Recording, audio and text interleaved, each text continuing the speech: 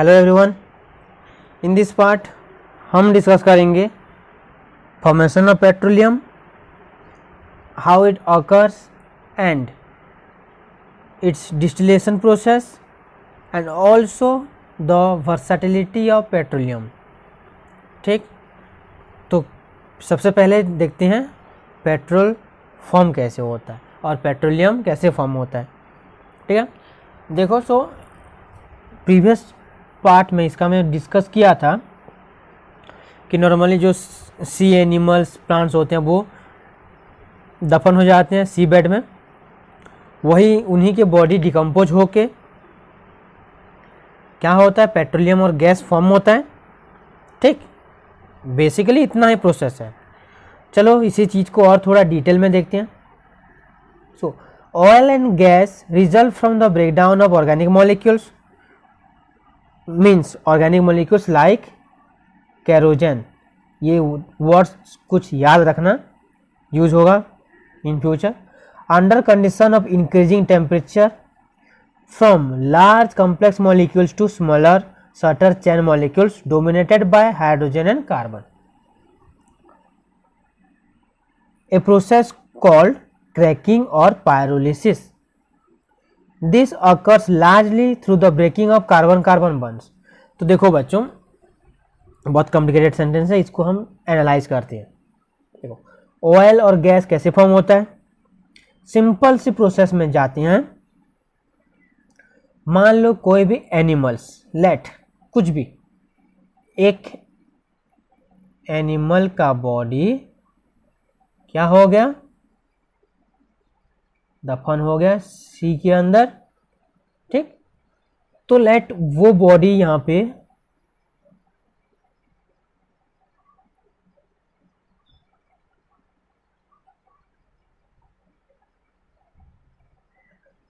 ठीक है, मान लो वो एनिमल का बॉडी यहां पे है। क्लियर?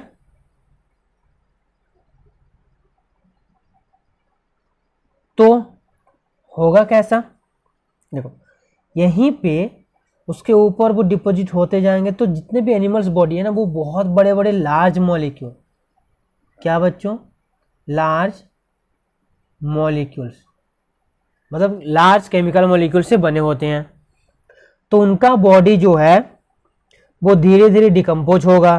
डिकम्पोज मीन्स जो इतना बड़ा सा मॉलिक्यूल था, है ना, जो इतना बड़ा सा मॉलिक्यूल था वो क्या स्प्लिट होते जाएगा।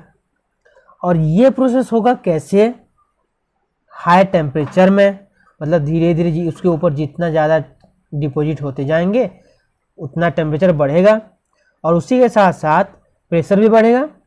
ठीक है, तो प्रेशर और टेम्परेचर के बढ़ते हुए ये डिकम्पोज होते रहेगा और धीरे धीरे इस जो मॉलिक्यूल्स हैं ना, जो बहुत बड़े बड़े मॉलिक्यूल्स हैं, इनमें सब कुछ सेपरेट हो जाएंगे, बचेंगे सिर्फ दो। कौन कौन? Hydrogen and carbon.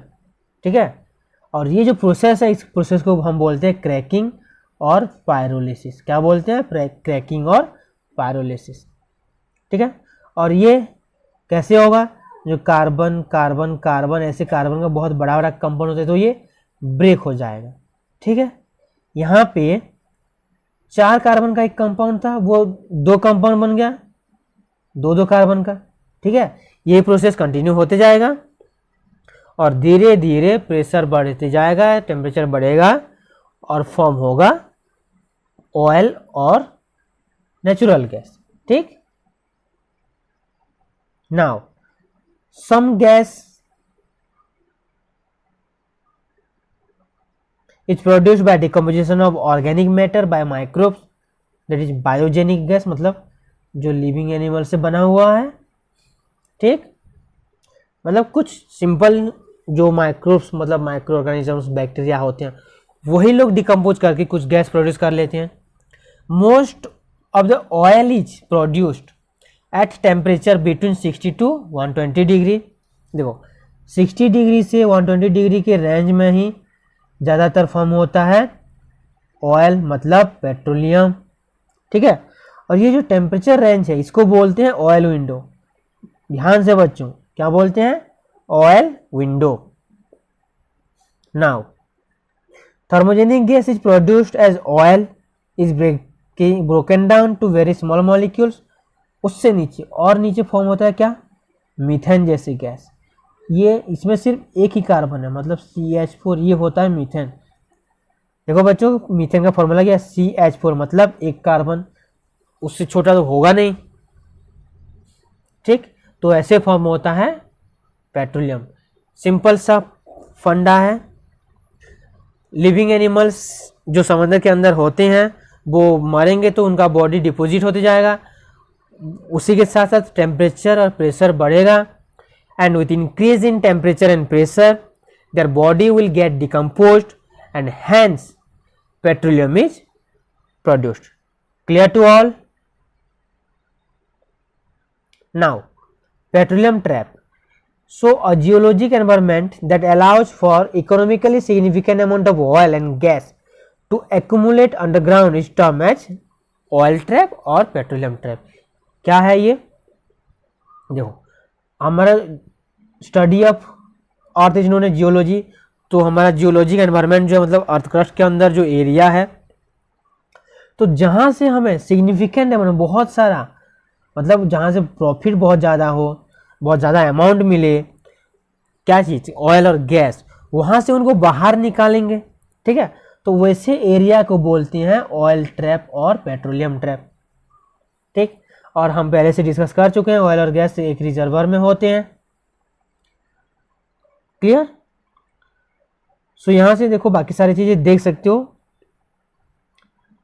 हालांकि हम ज़्यादा डिटेल में डिस्कस करेंगे नहीं ये सारी चीज़ें। Next, oil trap occur in many form. देखो ऑयल ट्रैप जो है वो 3 फॉर्म में होता है, and decline fold trap, fault bounded trap and stratigraphic trap. ये तीनों टर्म्स ही जान लो, दैट्स ऑल, ठीक है बच्चों। Now recovery of oil and gas. When the cap rock is penetrated by drilling, मतलब कैप रॉक मतलब क्या, जहाँ पे पेट्रोल है वो अगर उसके अंदर पार हो जाए ड्रिलिंग करते करते तो क्या होगा, the oil and natural gas under pressure migrate from the pore space of the reservoir rock to the drill hole. मतलब जहाँ पे है क्या, बहुत हाई प्रेशर में है, तो मान लो यहाँ पे होल हो गया तो वो निकलेंगे सीधा बाहर। World's first commercial oil well was drilled in 1858 at oil spring Ontario near Sarnia. ये शॉर्ट क्वेश्चन आ सकता है बच्चों, याद रखो 1858।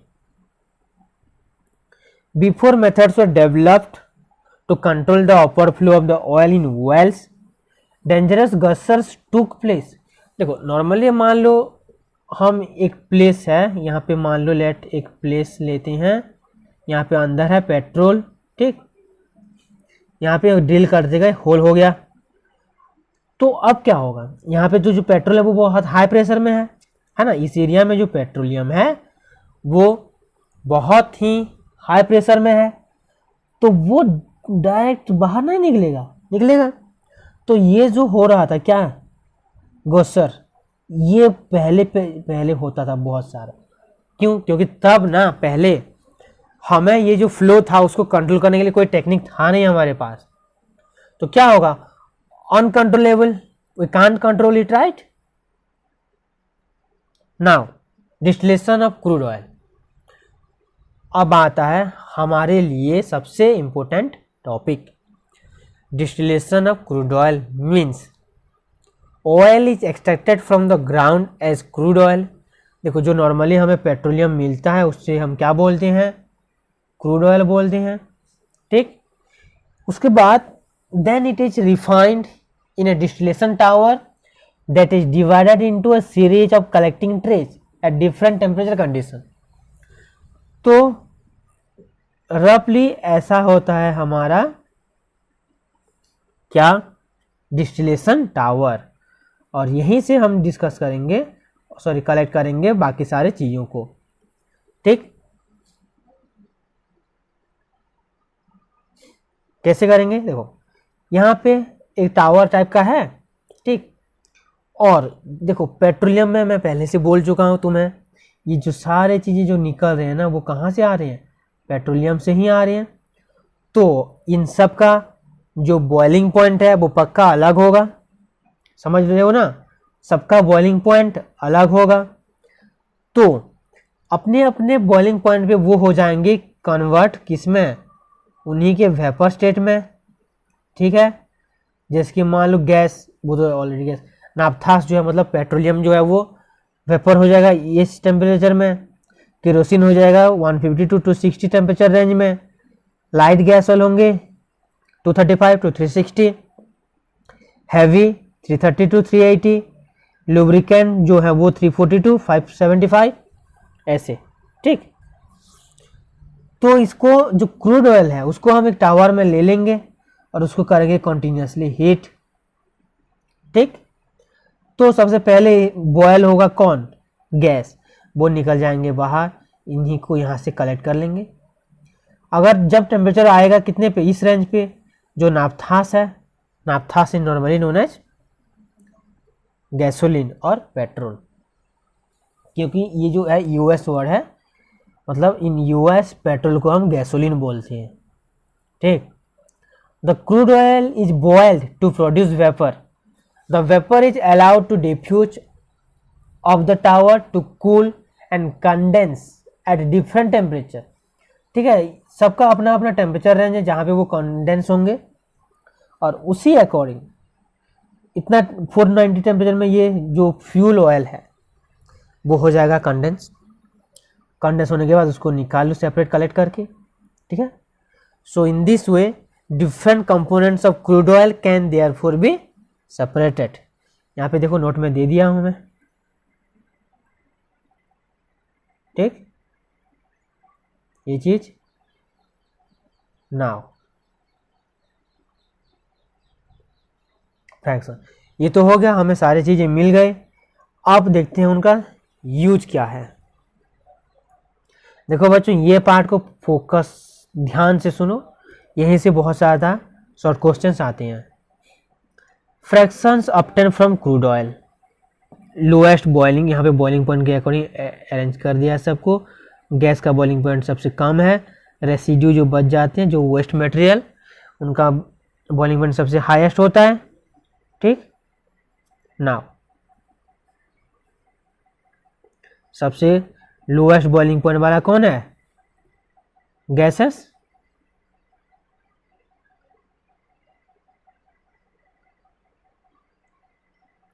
यूज उन गैसेस में होते हैं मोस्टली दो गैस, प्रोपेन और ब्यूटेन आर लाइटर फ्यूल। सो इनको क्या कैंपिंग स्टोव में यूज होता है, मतलब जो कैंपिंग के टाइम यूज करते हैं ना, नाइट मतलब बाहर पिकनिक वगैरह जाते वक्त, ठीक। नाफ्था, नाफ्था मतलब वही पेट्रोल। केमिकल्स फॉर मेडिसिन, नाफ्थालिन भी होता है उसमें। पेंट्स, कॉस्मेटिक, क्लॉथिंग मटेरियल, ये सब में यूज होता है नाफ्था।